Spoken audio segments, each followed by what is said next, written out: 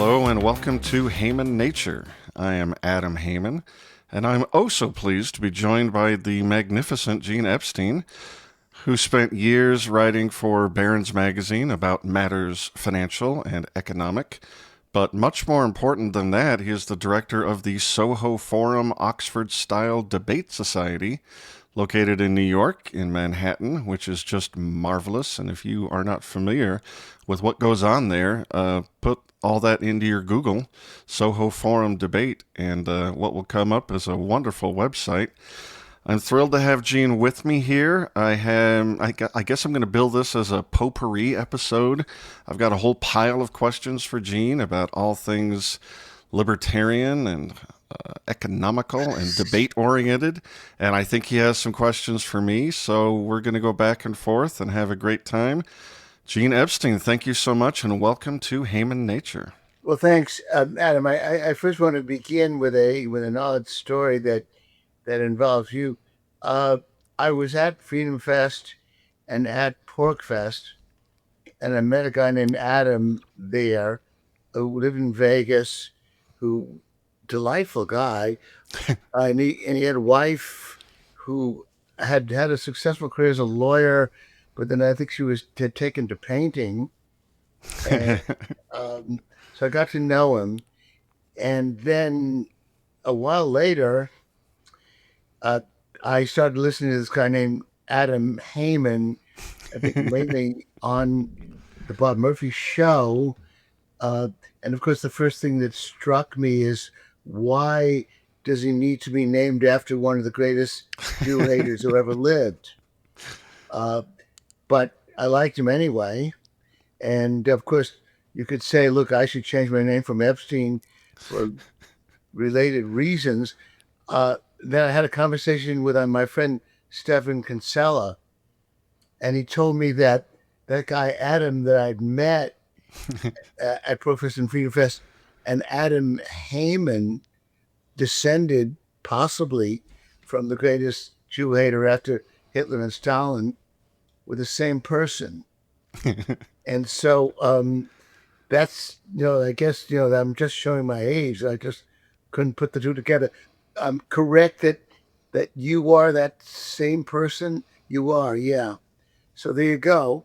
Um, and I looked it up. Of course, look the famous line that I heard made hang him higher Higher than than Haman. Haman. I You just know, heard that on a TV show just a couple of nights yeah, ago. you want to own that. That's what many of those progressives are probably saying about a lot of people like me. Hang Gene Epstein higher than Haman, even higher than we would hang Adam Haman. Well, I'll Anyway, tell you what. I'll tell you what, Gene. If you yeah. don't make me apologize for King Haman, I won't make you apologize for Jeffrey. Yeah, yeah. I told my Japanese wife, so of course you might have said, I was only kidding when I told her, look, I'll forgive you for Pearl Harbor if you'll forgive us for Nagasaki and Hiroshima. That's And fair. That's fair. I was just making a dumb joke, and my wife shrugged and she said, I'd never cared about. And she was born in Tokyo, and uh, after the those big bombs were dropped. But anyway, that aside, I wanted before we started. I was just intrigued by one thing about you and poker. You said at one point to Bob Murphy that um, the AI driven poker players uh, could benefit from your help because you can tell can tell from the tells on people's faces about what is going on, and the AI poker player cannot do so. Uh, but then my other question is only this: if you were playing, you yourself are playing against a couple of AI driven poker players, would they always beat? Would they beat you? I mean, yeah. I mean, obviously, it depends on the luck of the cards you draw. But the AI poker players are better players than you if you just had to face them on your own. Is that right? Yeah, if I found myself in a game with a couple AI bots, I would look for the escape hatch as fast as I could Wow. And because and I guess the only other part of it is that an AI bot could probably be instructed by Adam Haman uh, to to classify different tells. If the AI bot had a camera, so you could improve it that way, and you probably could be an important consultant. You could say depend. Uh, so therefore, you could actually improve the AI bot and even replace yourself as a helper. All right. Anyway, you answered that question, and and actually, then let me go ahead. answer it more Yes. completely. Because another guy I was interviewing, a scientist, asked me that question basically, and I said, yes, in theory, you could augment the AI and get it to deviate from game theory optimal. First, by, well, in two ways. You could give it a video feed and have it analyze tells, Yeah. but I wouldn't bother with that. If I was going to instruct it, I would instruct it to look for extra weaknesses that the opponent, me in this case, has, but errors that they make that are consistent. And then I would instruct the AI to not play game theory optimal, but rather to play an exploitive strategy in order to take advantage of those errors. It, Wow. it would win the money faster. Well, Um, well, amazing. Wow. I'm in all the. I've always been. I've been lousy at Scrabble, lousy at bridge, poker, as well I as find that hard to believe. what Lousy at chess. Scrabble? Well, no, I'm usually I've been second and third rated all of those games: Scrabble, chess, bridge, and poker. And I'm in awe of people who could actually make their living doing it. But again, I'm. I guess you've earned enough money from the poker, and now you devote yourself to the higher cause of promoting liberty through your podcast. And I'm really pleased because that you do so because you've got a distinctive style. Oh, thank you. Thank There's you. uh, there's something about that wry sense of humor. I mean, lots of good podcasters, and I think we'll name a few. I uh, I admire my friend and our mutual friend Bob Murphy, uh, and I actually have vast admiration for Dave Smith, despite some disagreements with him. But you've definitely got a niche. There's that style of yours and your approach, even though I'm going to correct you on a number of things as we go along, Adam, since I've listened to you. And but I then therefore want to segue into the fact that I think you were actually in the front row when I debated David Friedman initially about the nap, Yeah. and then you had David on, and two things I want to say about two things mainly about David is that I think it's wonderful that he goes to Pork Fest. He used to go to Freedom Fest, and I used to go there too. But yeah, the fact that he makes the effort to do Pork Fest, and as he put it jokingly, at Freedom Fest, they're trying to sell you some shares in gold and silver. At Pork Fest, they're just trying to sell you their brand of latte or whatever else. And of course, it's a much better organization. But it's great that he goes there. And of course, I just felt when the Porkfest people thought, well, you guys should team up. Both Jewish, both short. I've got only what 4 months of age on David, so Mm. what an even match. Even though I should have graciously pointed out that I was climbing out of my progressivism slash socialism in the late 60s and early 70s. And his book, The Machinery of Freedom, published in 1973, meant a lot to my development. So I was talking to a guy I really should have graciously pointed out was one of my inspirations. And of course, it also absolutely stunned me when I jokingly said that David confessed that he was a senior in high school before he realized you could have a conversation without arguing. And then I thought David was going to correct me on that story that was in this biography of his father. And instead, the only thing he wanted us to know is that he skipped a couple of years of high school and that he was 15 before he realized that. And I realized, my God, I am up against a goddamn mutant. How the hell am I going to beat this guy in a debate? But okay, but I want to also want to mention this.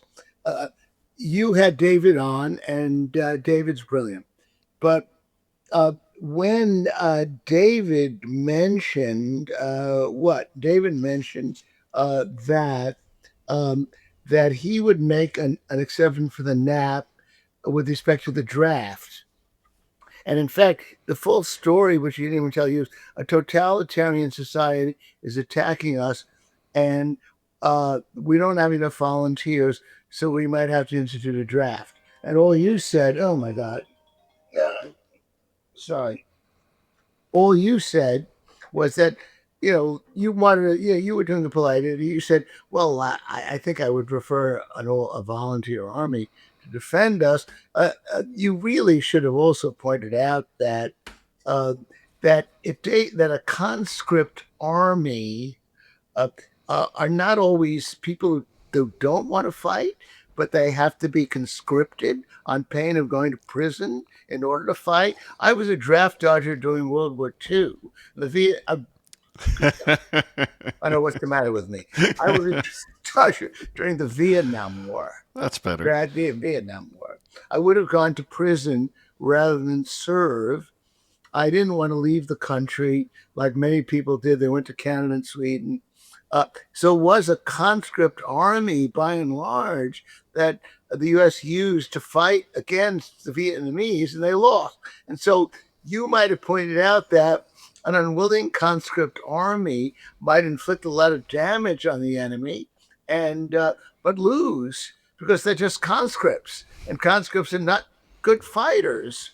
And then I you also might have pointed out Murray Rothbard's point that when foreigners invade, they really have to use the local authoritarian government to run the society, and we may not have that in an ANCAP society. So really, David was without an argument with the idea of saying, "Well, let's have conscripts if we get attacked." I think you were excessively polite to him, and then the next point he made was well, that hold on, Gene, hold on. really, Hold on a second. I must defend myself. First of all, you're right. All of those things you said are absolutely right. okay, yeah.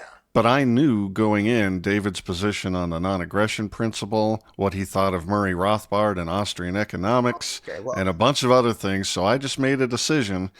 I'm having this guy on. I want to hear what he thinks and what he says. And I'm just well, not I going to know. start arguing with him. Well, no, you're right. No, that's always a problem. But you did say I think I would prefer volunteers. I guess by the way, and when I debated David on the and at Porkfest with you in front, I made Murray Rothbard's point, and David didn't really respond to it. I think David had to grant. Again, David's been very critical of Murray Rothbard, but it isn't as though he and Rothbard disagree completely. But apart from that, again, my only point is that I think David would have agreed that conscripts often don't make good fighters. We inflict, so it was just dumb. But apart from that, then David surprised me by shifting to global warming and climate change, Mm, and that. yeah, But the if global warming alarmists are correct, then those who are emitting carbon dioxide and methane are violating the non-aggression right, principle. And right. this gets back to my own hobby horse about all torts, which I basically got from Rothbard, which is that, of course, there's harm. Of course, you don't throw garbage on your neighbor's lawn. He can sue you. You don't pollute rivers, and of course, those rivers and lakes will be privately owned. But we don't want regulatory agencies uh, in charge of these things because they often get captured by the cronies and they look for things to do.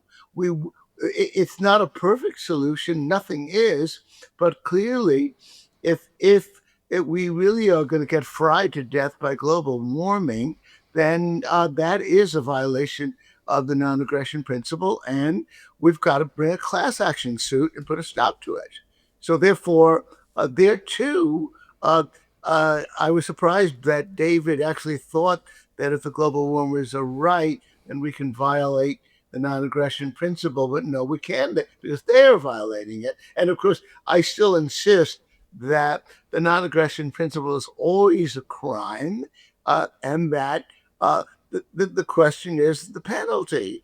That's all. So I didn't want to belabor that too much.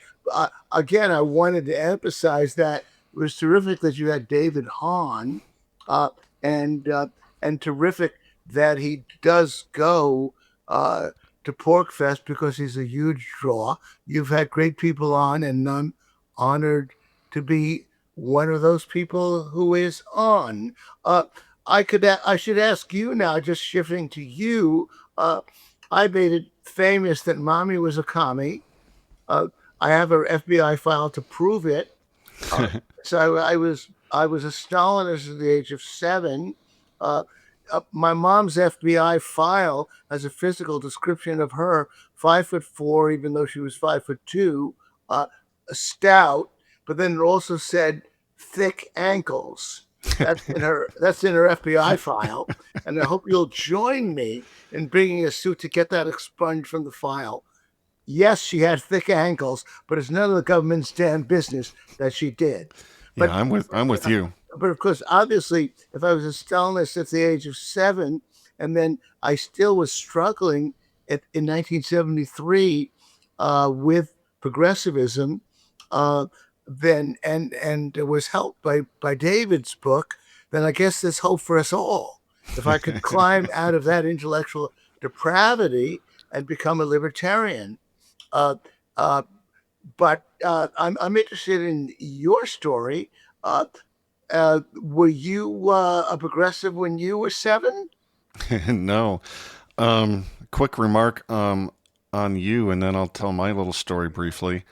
I think people who are ideological early, like even if they've been spoon-fed Marxism or communism or something, just being interested in ideas makes you the kind of person that you can find the exit. You're going to keep reading. You're going to keep thinking about these ideas, seeing if they break against reality or perform some contradiction.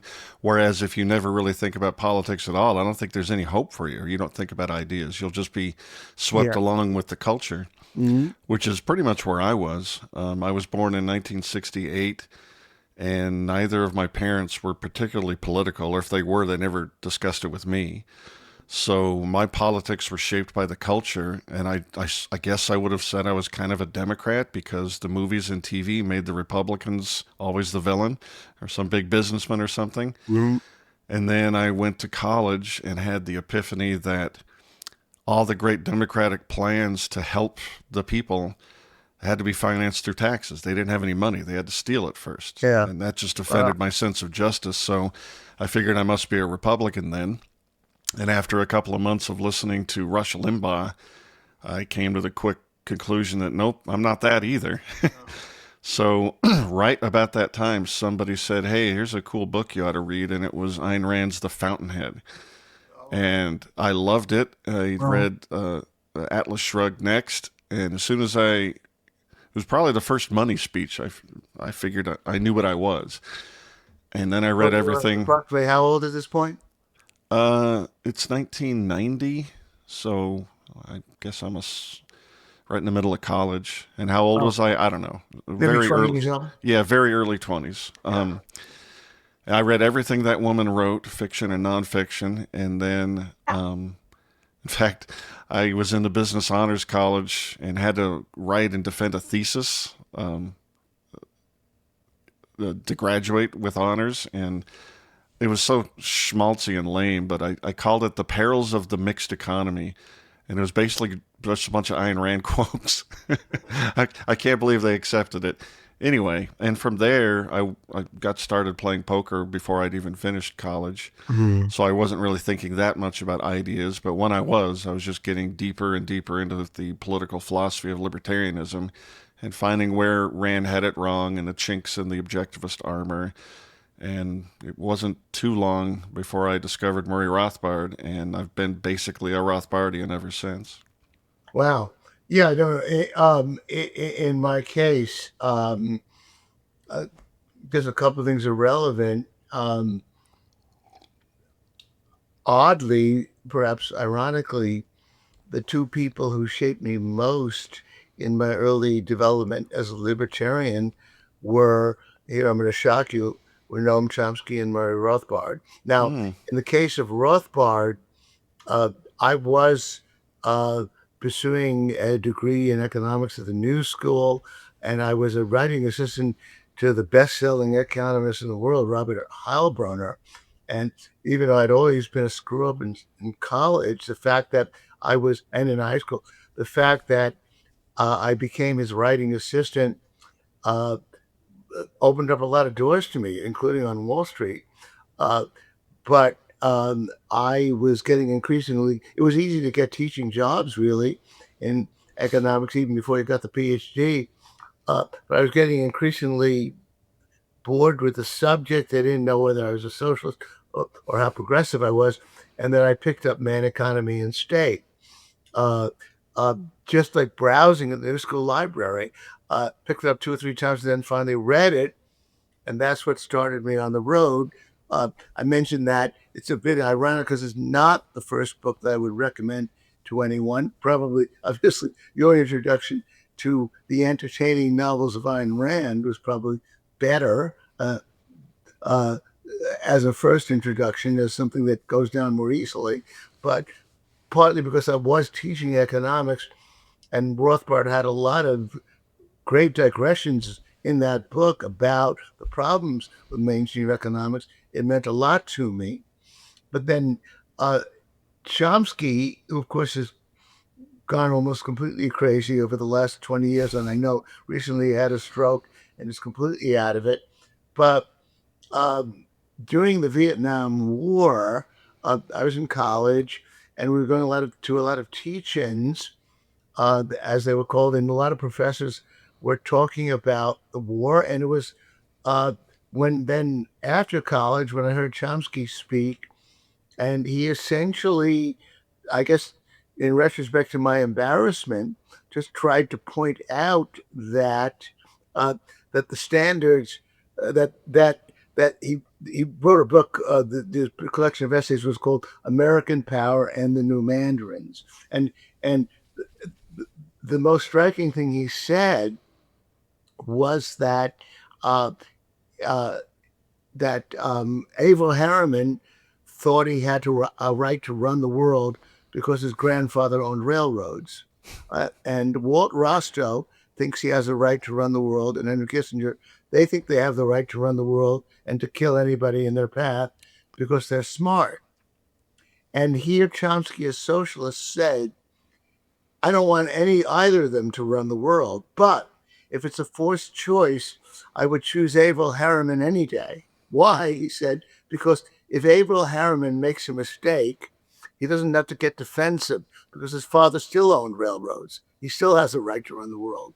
But if Rostow and Kissinger make a mistake, then maybe they're not so smart and they get more defensive and more difficult. And so he was indicting the intellectual class, Samuel Huntington, all these famous people who basically were preaching that the U.S. Uh, aims to do good in the world and has a right to invade any country it wants in order to do good in the world. Although maybe it makes a mistake here and there, and therefore, in retrospect, maybe it shouldn't have invaded this country or that country, but it still has a right to do whatever the heck it wants, mainly because it's well intentioned and mainly because we do own the world. And that was essentially a libertarian message. Yeah, I sure. actually have about 25 letters from Chomsky. I wrote him about my doubts, and he wrote me back right away. And I Oh, wow. actually was under the delusion that my letters must be fascinating to the guy because he always writes back. And then about a few years later, I learned that he spent 20 hours a week on his correspondence, uh, writing back to everyone. Uh, Wow. and I, of course, I mean, the early letters are on a manual typewriter that I have from him. And then, but then, of course, he went off the and the last communication we had was the following, where I wrote him that uh, that he was claiming that socialism didn't really fail, and that you know you really can't compare the Soviet Union with capitalist countries because they started earlier, some garbage like that. So I wrote him the classic controlled experiment argument. I said, but he said, you want to compare the Soviet Union with Brazil, but how about comparing West Germany with East Germany, North Yeah. Korea with South Korea? You Yeah. know, you're holding the culture and the nationalities constant. It was Milton Friedman who said history rarely gives us controlled experiments that are that good. And Chomsky then wrote back some blather about how, although very politely, all those examples are worthless. Oh my God. Anyway, so he went off the deep end, but he did risk prison, and he did. As a matter of fact, Jeremy Hammond. I know you know who he is. Jeremy Yeah. Hammond. Yeah. He's become a friend. I actually have an introduction to his book, Obstacle to Peace, about the Israeli-Palestine conflict. Obstacle to Peace, of course, is a book claiming that the U.S. is the obstacle to peace, and I wrote an introduction to that book, which is in the book, of which I'm proud. Uh, of course, Hammond was inspired by Chomsky's book, The Fateful Triangle, about the Israeli Palestinian conflict.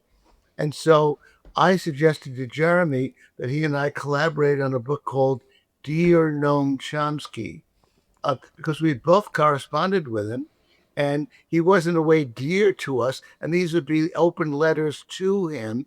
And we wrote 2 or 3 letters, sent them to Chomsky. Chomsky wrote us back saying he'll respond. He'll see if he can get to it. He never did. But the point is only that two libertarians like me, Jeremy and Gene, uh, uh, we both have an affection for Chomsky, despite the fact that he has said so many crazy things. Of course, his being a libertarian socialist is, of course, an oxymoron, and he'll go to his death never quite realizing that. But Chomsky, in a way, started me on the path of recognizing that the new mandarins, the people who wanted to run the world, were, of course, in my field, the Keynesians. And so he made me super sensitive to that as well. So those were my two influences. And although you came to it more naturally, I tend to think that poker players tend to be libertarians. But I'm actually having the pre-announcement. I guess you know a poker player named Aaron Brown plays. Mm-mm. No, well, Mm-mm. he's made his living playing poker, and he's worked also in various. Uh, worked as a risk manager, and he's done very well as a poker player also. And he's a libertarian. So somehow or other, most of the good poker players I meet tend to be libertarian. Maybe that's because I haven't met enough poker players. Uh, Yeah. think anything like that? The poker players tend I to have I have to address that. not no correlation. No, it's actually worse. Yeah. I was on the Tom Woods show in late 2016, Yeah. and that was shortly after, or what he wanted to talk about was the government shutting down online poker because it was kind of an unregulated wild, wild west, and the government just came along and clipped it. And Tom was of the intuition, just as you are, that poker players, by their nature, would tend to be anti authoritarian, somewhat libertarian, just leave me alone. Not even remotely.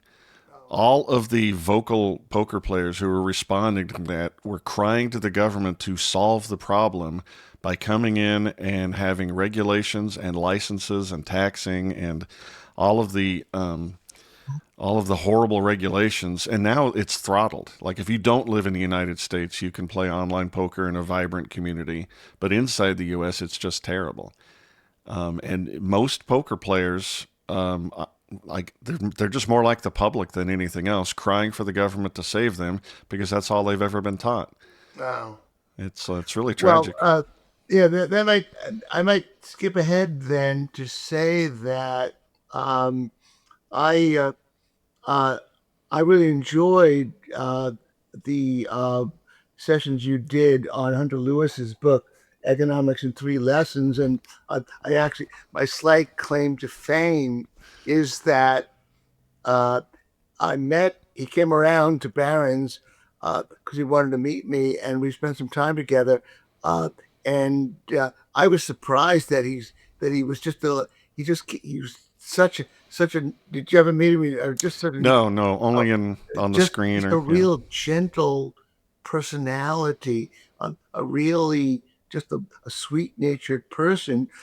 And of course, mainly we much of the time we discussed the fact that in his book, Economics in Three Lessons, he attributes a quote to somebody named Gene Callahan, whom you may have heard of, Yeah. who wrote, and then if you look in the footnote, uh, that's actually attributed to another guy named Gene Epstein. And I said, Hunter, you confused Gene Callahan with Gene Epstein. I was the one who made that statement about the evils of the Federal Reserve, not Gene Callahan. And and he was just so apologetic. He said, "I got to change all subsequent editions." Because actually, I said, it's even so sloppy that the footnote gets it right, but the text doesn't. Gene Callahan footnote, and you see it's actually Gene Epstein talking, not Gene Callahan. But anyway, he was just a great guy personally. I just would have thought that since he's so whip smart, he would just be one of these like intimidating characters. But he just wasn't that way at all. He's just deeply reflective, uh, and that was just delightful to bear in mind anytime I read or reread his books. And of course, the one that you summarized was great. I was especially struck by the quote. I had read the book already, but I hadn't remembered uh, the quote from George Will about libertarians have a rendezvous with regret that you quoted. You know that quote that Yeah, you, yeah. yeah, and that in the act of trying to redistribute income, all they do is redistribute power, and that was powerful. Uh, Partly, of course, because George Will has had quite a checkered history, as you probably know.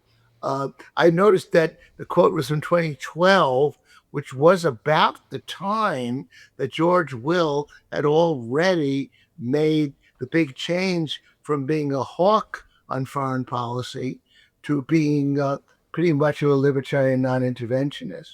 That was a huge change, and it only reminds me uh, of the question I was going to put to you, and the thing that bothers me as well is that while you guys briefly talked about the hope that we can get the progressives to understand the evils of progressivism. Uh, Michael Munger? I think he's, Yeah, but yeah. Now, yeah. Michael Munger argues that it's a hopeless cause. We'll never get them to understand this. And as you perhaps know, you're constantly encountering people who associate crony capitalism with capitalism. Sure, why wouldn't they? Yeah. Well, and in a way, Michael Munger is almost doing the same thing. Uh, I, uh, I'm not clear how he himself put it, but of course, and of course, Rothbard and Friedman both used to decry the ways in which corporations were corrupt, and of course, the inevitable argument is that isn't it so much cheaper to maximize profits by buying influence in Washington rather than by making a better product or by cutting prices, or to doing what you have to do in the marketplace. Whereas in Mad Magazine satire, the advice is never pay more when you can bribe for less, you know? Right. So it is indeed uh, a You little know, difficult, although, of course, here I am living proof that you can rise from the depravity of socialism and progressivism and become a libertarian. So I guess you're I could do it, others can too. But what's your reflection on that, if any? About no, you've given me an idea. First of all, you're the rare honest man who won't tell a lie even to himself. But I'm going to defend Munger and the yeah, progressives. Yeah, I think they're right. If you're you're going right. to, Oh my God. I think they're right. If you're going to take as a given Yeah. that the government is this powerful and we're going to use this flawed tool called democracy to let the government do whatever the heck it wants, there are no constitutional restraints, there is no individual liberty, there are no carve outs, and it doesn't matter what the Bill of Rights says. In effect, the government can do whatever it wants. I think you could easily steel man that position. And if that's the case, well, then obviously the political powerful cronies are going to take control of that government and use it to enrich themselves at our expense. And so, if that's the world that we're living in, if I'm a progressive, I'm going to go, well, no, if the government's that big, we need to grab control of that power and force it to do those progressive socialist things that we want. I mean, all we're doing is having a battle for power, right? It's not like we're living in a peaceful society. This is literally a war, a political war. Well, but yes, but of course you're saying that um, despite the fact that I could rise from that depravity, um, and I'm lousy at poker, lousy at, as I said, lousy at Scrabble, bridge, uh, all the other games. Uh, I could do it, but we somehow or other The cannot convince the millions of people who are victimized by this system that Also they are being the victimized. government was a lot smaller when you had your epiphany and changed your mind, right? Smaller. Don't Okay. you think? Right. Well, okay. Yeah. They were, the yeah,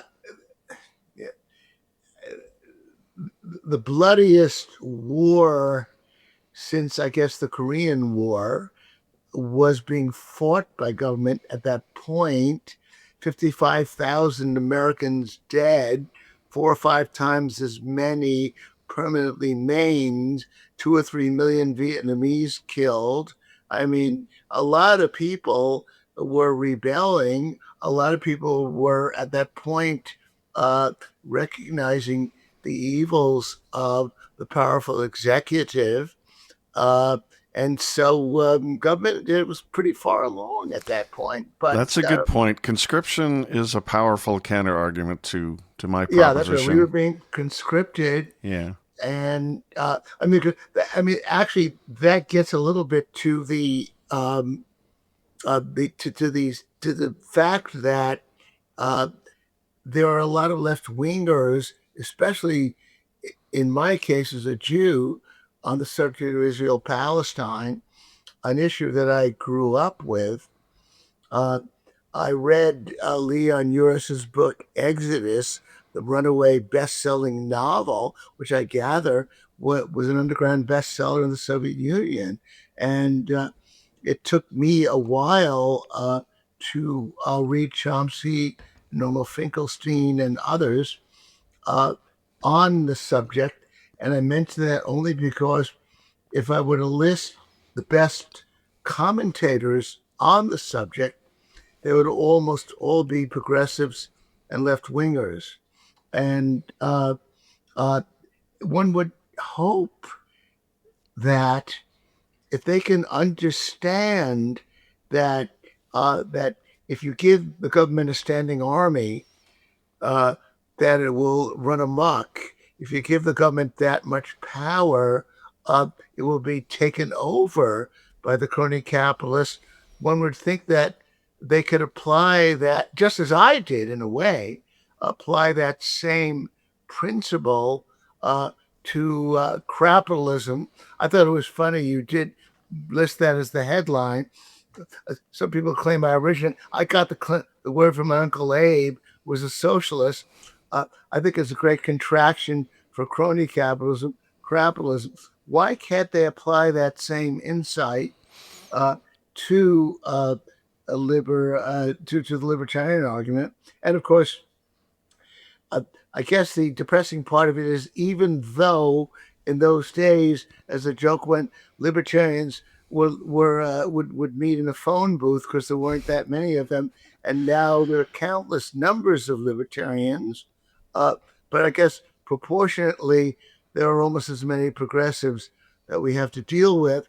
Uh, and where do we end up with this? I guess we end up with the argument made by uh, my friends and yours in New Hampshire that we will never be able to convince the majority of folks about libertarianism. They don't feel that essential commitment to the non-aggression principle, which, by the way, I do argue is uh, important. Although, uh, let me not forget to mention that when David said that he subscribes to the idea that you can't argue values and that everybody's got their own personal philosophy, so you've got to argue consequentialism. I'm very much committed to that as an economist and as somebody who knows left wingers. Uh, I really haven't changed my left wing values in my own development. By the way, the first thing that was most important to me was reading Mises and Rothbard and recognizing that capitalism is on the side of the worker, that it is the way, it is the answer to the socialist question about pulling the broad masses of people out of poverty. And then my commitment to the non-aggression principle, to the value of liberty, came a bit later, although it came naturally in a way as well, because Chomsky was also a First Amendment fundamentalist. And by the way, he was calumniated and attacked all the time, but he never sued anybody because he did believe in free speech.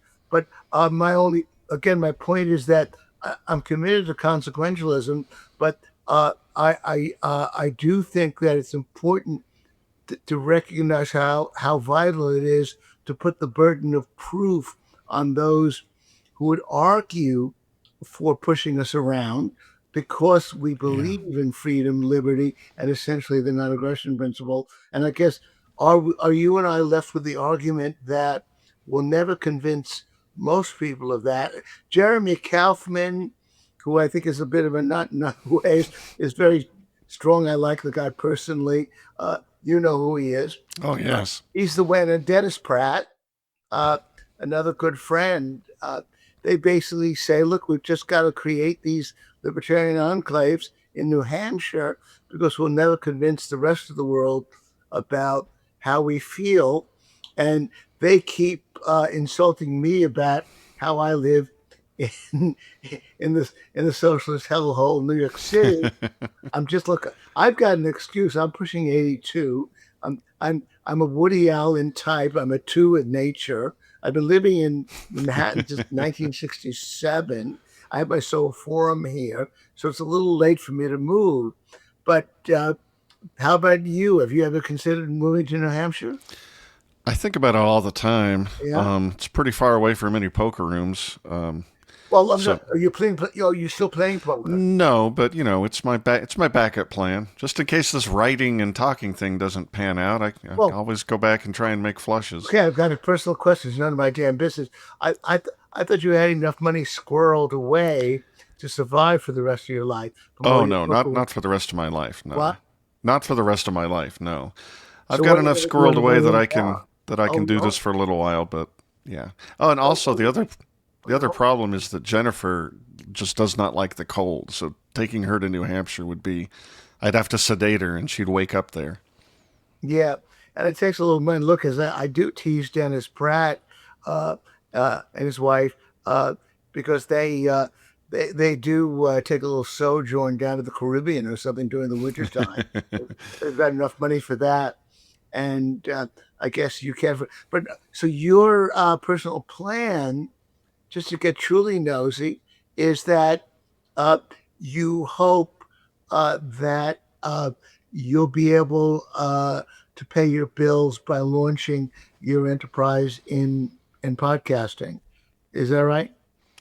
Um, as weird as things are going on in the world right now, I'm sort of the opinion that not only is money not real, the future probably isn't either. So Well, I'm not what's not planning what? What? What the did you just say? Repeat that. the Money is future. not The real. future's not real. Money's not real. I am not planning for my future in a responsible way at all. Um, my hope is that this project, Haman Nature, takes off and I can eventually support the family with it. What's probably going to happen is my nest egg will shrink and I'll just have to go back to playing cards for a living. That's probably what's going to happen. And then I gather that it's completely legal.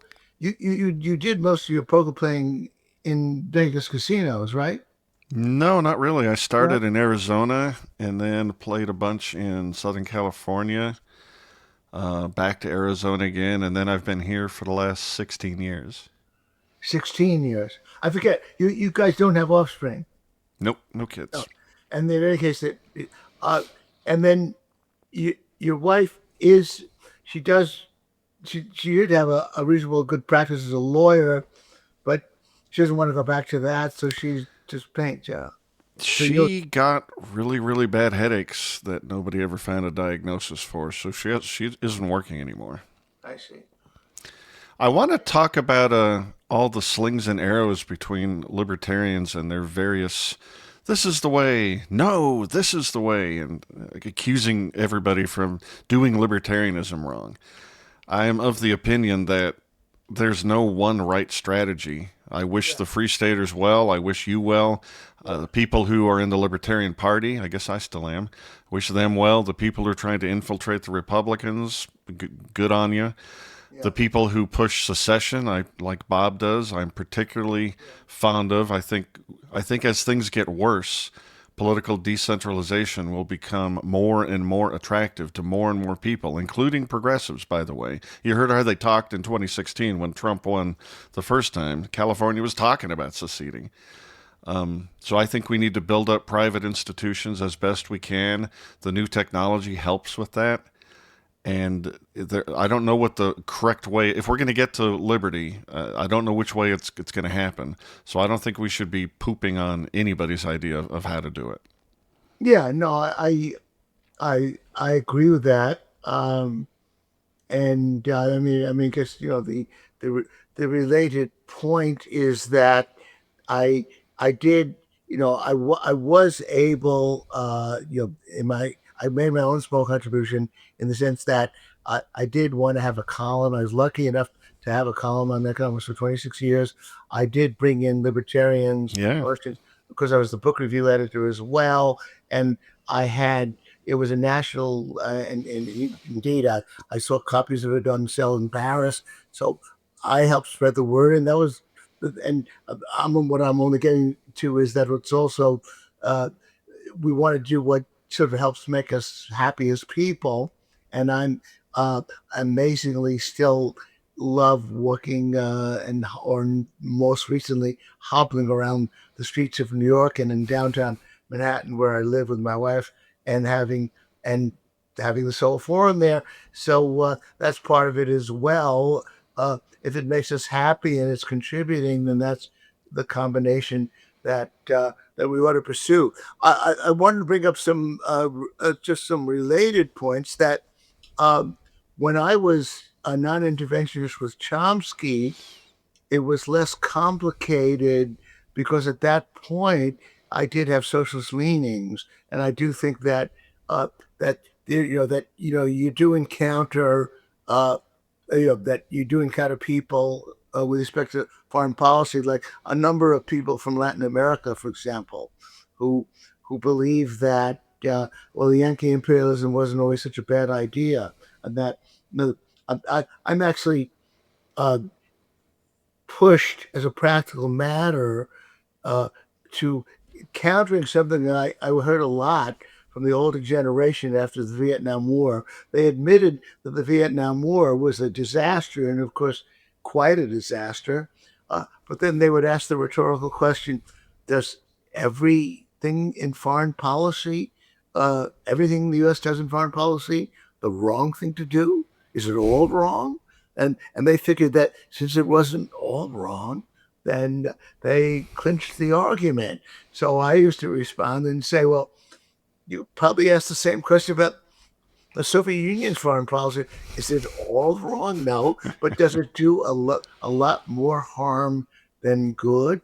And if it does a lot more harm than good, is there a way to reform it so that you do away with the harm and you keep the good? And I mean, some younger people have challenged me on that. I mean, in arguing with them, I have to say that, well, look, maybe the bloody war in Korea that did help establish South Korea and avoid the miseries of North Korea, maybe there was some justification for that. So I'm only saying, just want to mention in passing that uh, it seems to me that the no standing army as a practical matter is important. And maybe I ought to also segue into my own intellectual weaknesses as a libertarian. I have huge respect for ANCAPs, although I've got to say that uh, David, we talked about him. He's kind of a funny ANCAP because, as you know, he jokingly remarks that he respects this statement that I'd like to see anarcho-capitalism tried, just not in my backyard. I'd like to see it tried elsewhere. So that's kind of ambivalence about it empirically, and since I spend so much time up to my armpits in progressives in New York City, uh, I I just take the easy out. And I, first of all, if they ask me what is libertarianism, my thumbnail answer is that, well, the U.S. Constitution and the Bill of Rights and the 10th Amendment are about 80 to 90% of the way. So, if you just take it literally about the limited powers of government and our rights, it's not completely libertarian. But if we had a government that was run strictly according to the U.S. Constitution, that would be a huge step forward. And then we could debate anarcho-capitalism. But you are a pretty rock-ribbed ANCAP, and you you don't want it. You don't join David Friedman in saying, "Well, let's try it elsewhere first, and then see how it works." You want it. You want it in your own backyard. Yes, please. And when Yeah. you're describing the society with the Constitution and it's held to it and respecting the Ninth and Tenth Amendments, I think you're just describing a unicorn Yeah. because the structure is incoherent at its base. It cannot be, humans cannot operate in that system without abusing those powers. It's just a thing that cannot happen. Yeah. Um, Yeah. Look, Gene, Yeah. I feel like at some point in an interview, I should like ask you some questions. Oh. Oh. Oh. Oh. I have a whole list of them here. Is there something wrong with this conversation? No, it's great. I just feel I, like I'm not doing my duty. I'm trying to learn your duty. You you're a very thoughtful. Can't we just have a conversation around the interview? Okay, look, lay on. We can. No, you know you're putting that. I just want to put the bow on that point. Indeed, that's why I'm your intellectual inferior. Whoa, stop. In the sense that, look, David adamantly agreed. Let's try ANCAP, anarcho-capitalism somewhere else, and then see. So that's a unicorn. And I myself just feel that I've got enough of an effort to sort of like in principle argue for the Constitution with progressives, and indeed following David's approach. I also like to argue with progressives on their own terms Yeah. uh, about uh, about uh, the achievements of free market capitalism, and I am very data driven. That's my specialty. So I can show them with data that even under a very flawed capitalism, we have lifted the living standards of the poor and rest of the people. But now let me shut up. And you want to turn this into an actual interview. So you go ahead. You take over. Oh, you're too kind. Yeah. We'll start off with an easy one. Yeah. Oh, easy one. You were very, very wise, very learned. You know a lot about history, philosophy, economics, libertarianism, debating, hosting debates, moderating debates, doing it yourself.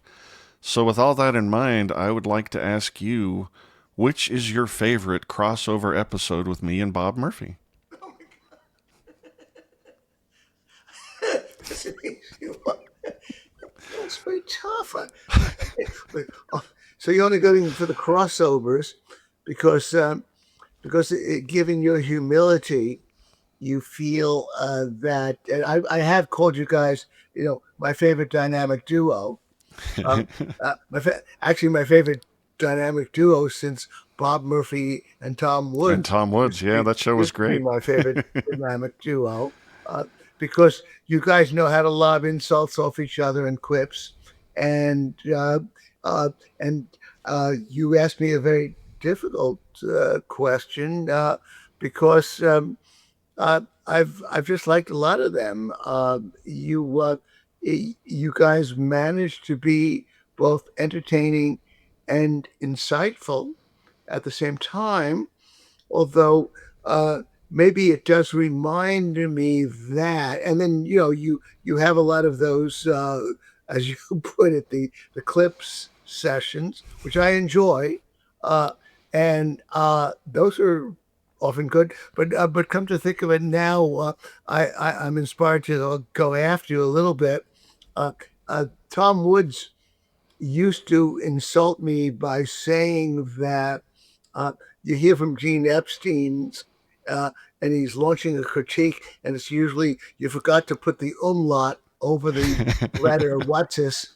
So he accused me of just being a carping critic, and I'm remembering the one that you and Bob had about immigration, in which you were criticizing and quoting from, and I'm embarrassed I forget his name, the great, that recent one you got on immigration where you were quoting, remember? Yeah, I mean, we went back and forth with Jacob Hornberger Okay, from the remember. Yes. Future Yeah. Freedom Yeah, I Foundation. know Yeah. Jacob. Uh, the it was thought provoking in this sense.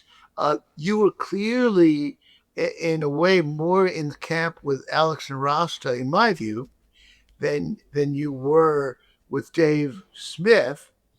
I think, uh, but you asked the question. But you asked the question. Well, um, what we you said, of course, that we should allow somebody's here illegally but been here for a while. We should let him stay. I should mention to you that I know a lot of illegals. Almost all of them are Japanese, though, really superior people. So you'd welcome them. They haven't been here for a while. But you wanted some kind of a number, a set. I mean, when you're talking in practical terms, as a sort of avoiding Ancapistan, you wanted a number set. But I would just elaborate on Alex Narasta's argument and say that with you, that if you commit a crime, uh, then and you're foreign born, then we expel you. I think you said that. Uh, and then I would add this.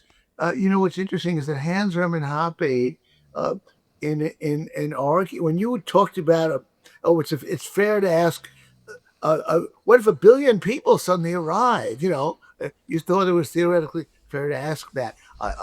Hans Hermann Hoppe made the argument that we would get a billion people. Why? Because for so many of them, it's better to just sleep on the streets of New York and San Francisco than it is to to actually have a job or do whatever else they do in a third world country. I don't know whether that's quite true, but there are effectively. What's interesting is that there are effectively laws against vagrancy, even though they're not called as such. And my only point is that if you are living on the streets and you don't have a job, uh, and you're just begging, then I would say that if you look it up, you will find that almost every city and state does have laws against that, but not enforced. And I'm only trying to get to the point that that's another reason for expulsion, and that therefore Alex Narasta is essentially right to say that uh, we shouldn't have any central planning on who we admit. It's just that Well, basically, right? Jacob Hornberger was mad at Alex Narasta because he calls him a central planner too. Good God, that is really funny. I'm And only I feel like I should clarify my position. please sci-fi. My position is that there is no coherent system on immigration in a minarchy. If the state exists and it says it's going to set these laws, there's going to be some huge problem, according to libertarian principles, because the state shouldn't be. There should be no such thing as private property where people are taxed in order for it to be run a certain way where they don't agree. And that's just a huge problem. So when I was saying things like, here's a system that could maybe work or be better, I certainly wasn't trying to give a number, the correct amount of people who should be brought in. No, no, no, Yes, not at all. yeah, I could agree. Jacob was saying that, look, if you have any restrictions, what that necessarily comes with is a militarized border with all the evils that we've come to associate with it, and ICE doing the things ICE is doing. And of course, I'm in favor of none of that. I was just saying there's no reason to couple a law, like if you didn't come here with permission, with an enforcement mechanism. Maybe it could be something as light as we do absolutely nothing until you commit a crime or something, and then one factor that's taken into consideration of how to deal with you is the fact that, oh, well, you're technically not here legally. And I'm Well, not in favor of that policy, by the way. I want the state to go away and yes. let nothing but private property exist. And then even if horrors are committed, they will be sins of property owners, not sins of government, and those are just much easier to deal with. Well, okay. My only objection then is this: um, on what to what extent are you willing to be a Beltway libertarian?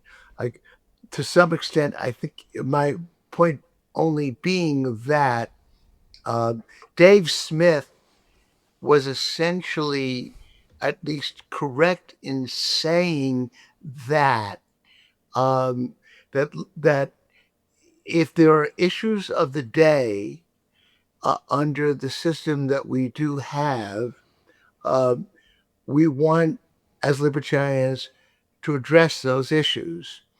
We don't want to have to say that, well, the solution is ANCAP. Uh, we might be able to say, well, a few tweaks and reforms, and this is what we want.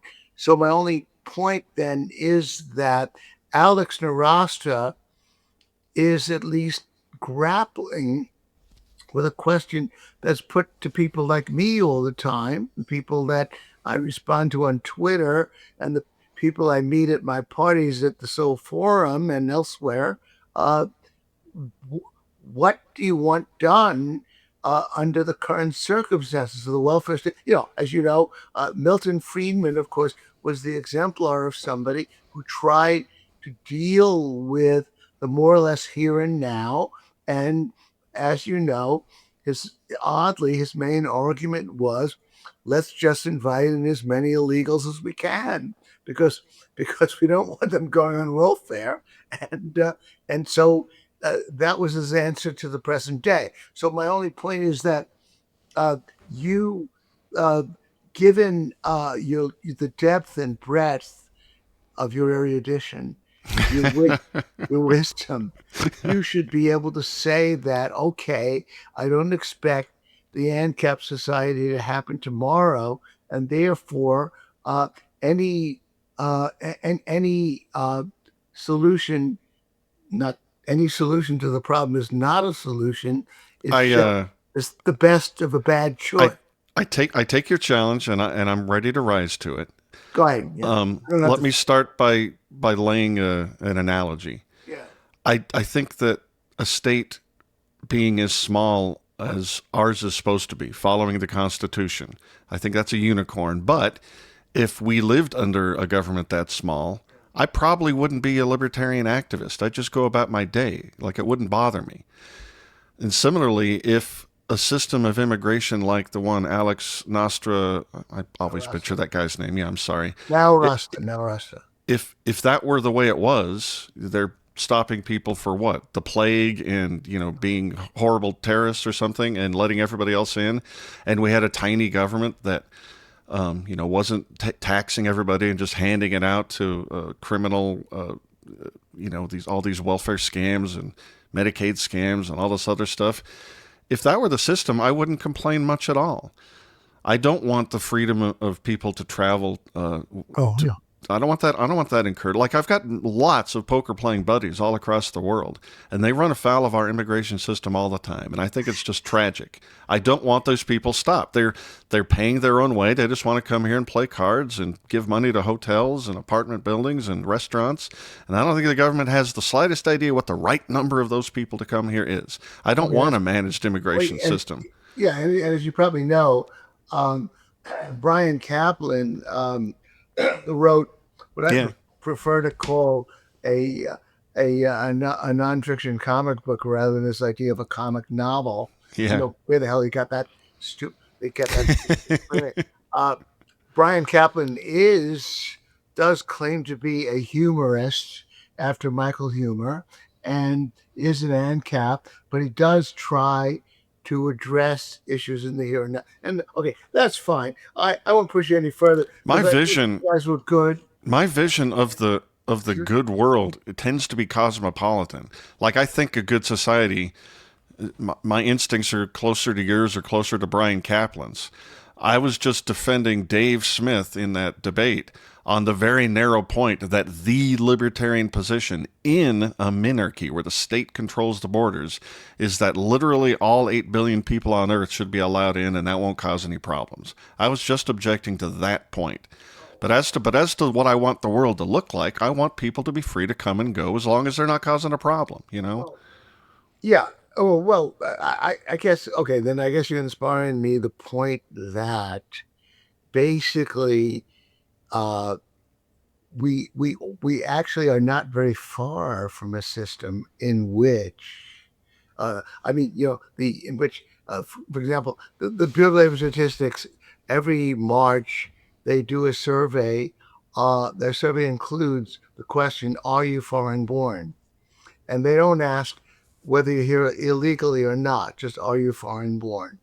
And they consistently find that that the foreign-born men earn less than the native-born, but have a much higher participation rate in the labor force than native-born men. The women slightly lower, but overall they do a lot of work. And my only point is that we do want to come close to replicating a society in which the only way to be here is to have a job, is to support yourself. I think there are ways of doing that that aren't too difficult, and that inherently means that a billion people can't come because the economy can't absorb that many. So all that Narasta, for example, only said that he expects about like 40 to 50 million people might be able to come, of course, with wives and kids, and there might be enough jobs for them. So that's all. I'm not sure that I'm disagreeing with you, but when you raise the bugaboo about a billion people coming, I would say that if they're going to sleep on the streets, we just kick them out. Uh, I agree, but they don't. We have these laws on the books, and they're just not enforced anywhere. Precisely. But the point is that all I'm saying is that Naras is not asking for that many tweaks and to a system that already exists, which would mean that it's really just going to be determined by how many new workers we can absorb. And we do have an economy in which we can. That's Do you all. have a Yeah. Are you troubled by the fact that part of the we can absorb metric is the government putting up these people in hotels at the taxpayer's dime? That's Of part of course. what it means for the United States to absorb these people in many Oh, cases. listen to me. I misspoke. It's essentially going to be determined by how many people the labor markets can absorb. Uh, Whether you can get a job here or whether you can start a business. Uh, and of course, I don't want the government paying for any of it. Uh, and that's, of course, that's what Narasta wants. And that's, of course, essentially Brian Kaplan's hobby horse, that our labor markets can indeed absorb uh, many more people than we let in. And if you can't get a job here and you can't support yourself, then you're a vagrant and we kick you out. That's all. So how many can the labor markets absorb? And essentially, even if we had But no stock, but here's the piercing question. yeah, go ahead, yeah. We don't want the big government, bloated government, to do all the things it does, but it is doing those things. So if we have to take it as a given that the government is going to tax the citizenry and then hand it out to essentially freeloaders and not enforce vagrancy laws, then do you think we should allow anybody to come in who wants to come Oh, in? no, no, no. Well, okay, exactly. All right. The laws are on the books. No, indeed. But at least what I've got you doing is condescending from the heights of your ANCAPism to talk a little bit about what we've got. Number one, as you know, um, most of the major welfare programs uh, uh, exclude people who for the first 5 years. It's not, you actually have to become. I think it's dated from the time you get a green card or citizenship. So, as Narasta points out, as a practical matter, you really are excluded from 90% of what we conventionally define as welfare. You've often come here and you already had your schooling. And so the point then is that we already have that, but you're absolutely right that we're not enforcing the vagrancy laws and we are putting them up in hotels. So you've got me there. But at least we're talking within the context of a reform that we need, not the ANCAP society. It's obviously uh, not the best solution. As you said, the best solution can only exist in the ANCAP society, but you're certainly very far from Dave Smith when you make that point. But in any case, I hasten to add, however, that among all of the podcasters, I put Dave Smith above everyone, and that's for just one reason. The one reason is that the most important issue to libertarians, and I think to all of us, is the violation of the non aggression principle via America's endless wars. And Dave is just out there all the time, taking on, debating all comers on that subject. He And also, that's why he is my hero, even though I think he's wrong about immigration. So I just want to talk about him in that context, and I guess we're rambling a little bit. But no, that's you and fine. I agree. Just to go back to the point, you and I agree that we have to enforce the vagrancy laws, even though they're not called vagrancy anymore, in order and that's something, by the way, that Austin Rasta may not fully acknowledge. Yeah. But at least those laws are on the books, and there is a possible solution. That's a very different position from the one that Dave takes. And I thought, by the way, if Dave is listening to this, I thought he took a couple of cheap shots at Alex a couple of times during that very lively debate that they had. Because on the one hand, he's talking about how the immigrants are our drain and our taxes, and then when Alex said they pay taxes, and then Dave said, "Oh, whoop-de-doo, they pay taxes." He was just really hitting below the belt at times, but that doesn't matter. Maybe you ought to do that too. We are, I had Bob as a debater a couple of times, and Bob has one weakness as a debater. You know what his one weakness is? He's too generous to his opponent. That's right. Intellectually, he concedes too much because he's such a scrupulous truth teller. He wants to make sure he handles every nuance and every objection. And Yeah. And you and I don't believe really that God loves us more than we can possibly imagine. Because if that's true, that's of course his slogan on his. Yes, absolutely. And if God does love us, then he has a very odd way of showing us that he loves us more than we can possibly imagine. It gets a little bit ghoulish. So you're right. He's got this very generous spirit. He doesn't have what I have. I did 12 debates, and I like to brag. I did a debate with a socialist. Come to think of it, that segues into another one of my hobby. Can I ask you a question or views? But what were you going to say? What about you as a debater? You want to do some debating? I'm willing. I've never done one. I don't You think played I'd be. poker. That's very adversarial. It's adversarial, but it's a different milieu for sure. Yeah. Gene, you may or may not know this. It's a confession of sorts. One of my sins in life is that I've never attended a Soho Forum event live, and to my great chagrin. So I'd like to ask you a couple questions about debates, and I'd like to. I completely forgive you. Oh, thank you. You'd have to schlep all the way from Vegas. Maybe you watched a couple, man. I've watched very many. Yes. Yeah, that's all. Sure. I'd like to avoid the ones you participated in yourself. Just take yourself out, except as moderator or whatever. Yeah. I'm just kind of curious if any really stand out as being exceptional favorites of yours, or maybe exceptional disappointments. Oh God. Well, I've had a number of duds. But I hate, because this particular interview is going to be watched by millions around the world and translated into 45 languages. I don't want to make people feel bad. I have a self-imposed policy, which 99% I observe, that 2 months before I'm going to do a debate, I make sure that I never express an opinion about it on Twitter, on X, because I like to seem like a real moderator, not being an immoderate moderator.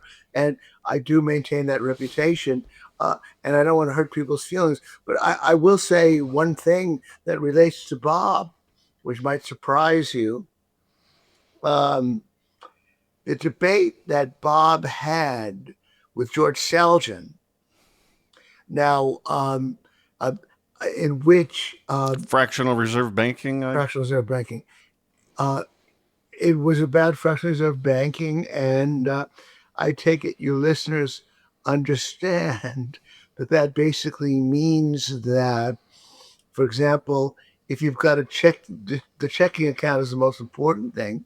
If you've got a checking account with a bank and you think you've got, $10,000 in that checking account, and if everybody redeemed their $10,000 checking account with the bank would very quickly go bankrupt because they don't have the backing. They've actually lent out a good portion of that money, which is why they don't really charge you anything for the service of maintaining that checking account for you.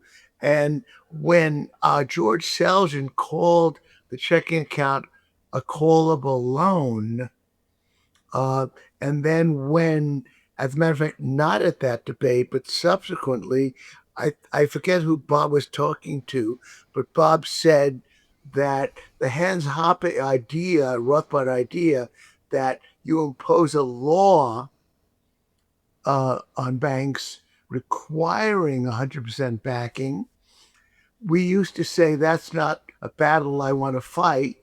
Bob used the current lingo, that's not a hill I want to die on. And so when Bob said, I don't want to make it a matter of law, and then when Selgin said that if the bank is just candid that it is a callable loan, uh, that you're maintaining with them, but there are advantages to it because we're lending out some of the money and we're not charging you for the service. Um, that modified my position on fractional reserve banking, and I ended up agreeing with Bob that it's not a hill we want to die on. And it made me realize that in the ANCAP society, it's very possible that we would have banks that would do fine maintaining a certain degree of fractional reserve banking. Selgin's and Larry White's empirical arguments about 3 to 4% backing really scared me to death. Hard for me to imagine that could be the case. But I'm answering a question in this way when people ask me, uh, what's a debate, for example, where you actually walked away modifying your own opinion? Uh, I thought that Selgin made a good point, and then subsequently, when Bob said he wouldn't pass a law about it requiring 100%, that was a memorable evening for me. So I hope that helps answer your question. I'd have to think about a few others. Certainly, um, David Goldhill, uh, I've had him debate medical care a couple of times, and he makes the point, and he made the point in debate and elsewhere that as screwed up as our system is, um, we 90% of the innovation happens in the U.S. because we're profit driven, because profit driven companies can try out a lot of things. So the drugs, the implements, the surgical procedures, all of that essentially supports the nonprofit, mainly socialized systems in Europe, which would have collapsed without that capitalist attribute to our medical care system. And although, of course, he argued that we don't have anything that the idea that we're calling this medical insurance is a joke. Yeah. Uh, I thought that he was especially effective taking on two very learned professors, one from Princeton and the other from Cornell. So I thought he was very good. He's not really a libertarian, but he is a businessman. He made a fortune on the game show network.